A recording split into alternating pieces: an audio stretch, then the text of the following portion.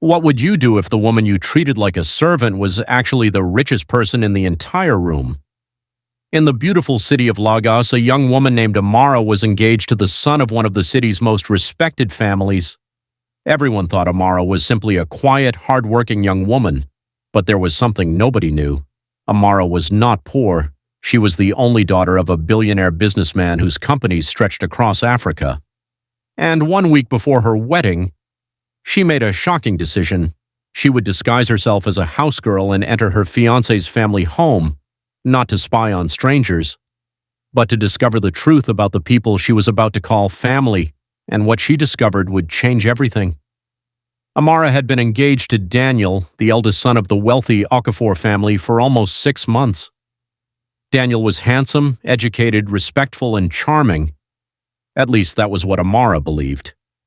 Whenever he visited her father's mansion, he treated everyone with respect. He spoke gently to Amara. He opened doors for her. He promised her that money could never change the way he loved her. "Amara," he once told her, holding her hands, "I don't care about your family's wealth. I love you for who you are." Those words touched her heart, but there was one problem. Amara's father was not convinced. "People behave differently when they know you are rich," he warned her. "Your fiancé may love you, but have you ever wondered how his family would treat you if they thought you had nothing?" Amara dismissed the concern. "My family is different." Her father smiled. "Then there is no harm in finding out." Those words stayed in her mind. 3 weeks before the wedding, Amara secretly visited Daniel's family home. She wore an old dress. She removed her expensive jewelry. She covered her hair with a simple scarf. Her designer shoes were replaced with worn-out slippers. She looked nothing like the billionaire heiress everyone knew. Then she went to the housekeeper. "I heard you need an extra house girl," she said. The housekeeper looked her up and down. "Yes, but the work is difficult. I can do it." And just like that, Amara entered the Okafor mansion as a servant. Daniel did not know. His mother did not know. His younger sister did not know. Nobody knew. Except Amara's father and one trusted family driver.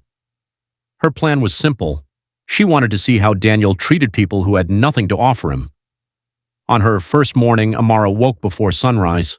She swept the compound, washed dishes, cleaned the kitchen, carried heavy buckets of water, prepared breakfast. Nobody thanked her. Daniel's mother, Mrs. Okafor, walked into the kitchen. "Girl," Amara turned. "Yes, Ma." "Why is my breakfast not ready?" "I'm sorry, Ma. I will finish it immediately." Mrs. Okafor frowned. "You people always have excuses." Amara lowered her head. "Yes, Ma." Then Daniel walked into the kitchen. Their eyes met. For one terrifying second, Amara thought he had recognized her, but Daniel simply looked at her. "Who is she?" His mother replied, "The new house girl." Daniel nodded. Then he walked away. Amara's heart sank. She had expected him to recognize her eyes, her voice, something, anything. But he didn't. Days passed. Amara continued working. And slowly she began seeing a side of the Okafor family she had never seen before. Daniel's mother insulted servants. His sister treated workers as if they were invisible. But Daniel was different. Whenever he saw Amara carrying something heavy, he helped her. One evening, he found her struggling with a large box.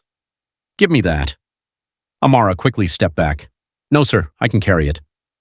Daniel smiled. "You'll hurt yourself." He carried the box for her. "Thank you," Amara whispered. Daniel looked at her. "What's your name?" "Amara." He froze. For a moment his expression changed, but then he laughed. "That's a beautiful name." Amara's heart raced. Could he know? No. There were thousands of women named Amara. She continued with her disguise. But then something happened that made her question everything. One night, Amara was cleaning the hallway when she heard voices coming from Daniel's mother's bedroom. She stopped. It was Mrs. Okafor and another woman. "I don't understand why Daniel is still with her," the woman said. Mrs. Okafor sighed. Because of her father's money. Amara's heart stopped. What are you saying? Amara's family owns half the businesses in this country. Once Daniel marries her, everything changes. The other woman laughed. And if she wasn't rich? Mrs. Okafor's voice became cold. Then Daniel would never marry her. Amara covered her mouth. Her entire body trembled. She had come into the house to test them. Now she was discovering that she was the one being tested by fate. But the worst was yet to come. The following afternoon, Amara overheard Daniel speaking to his mother. "Mother, I love Amara." His mother laughed. "Love doesn't pay bills. I don't care about her money." "You say that now."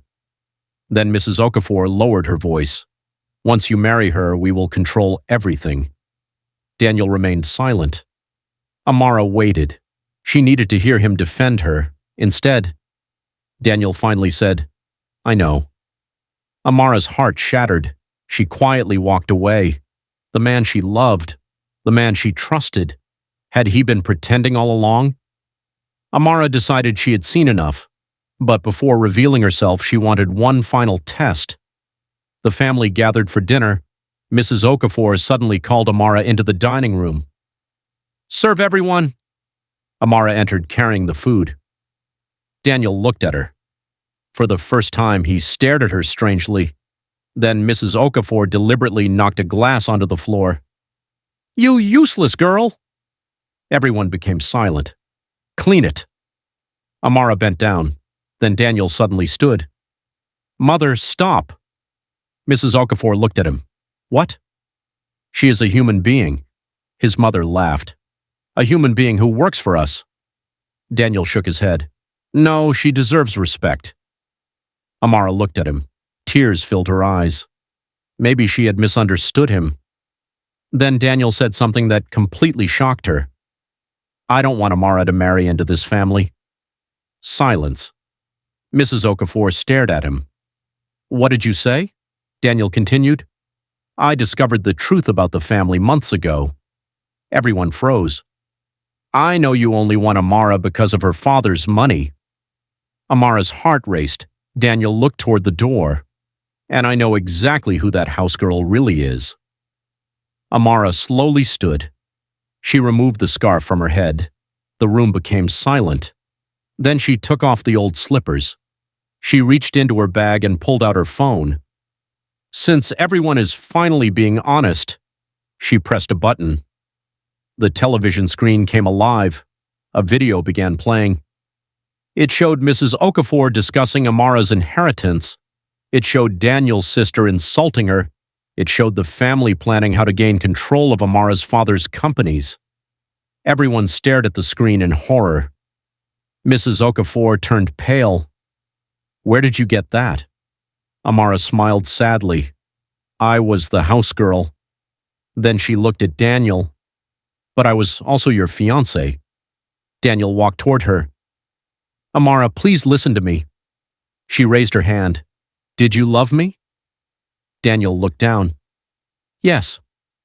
"Even if I had nothing?" "Yes." "Then why did you stay silent when your family planned to use my wealth?" Daniel had no answer. Amara nodded.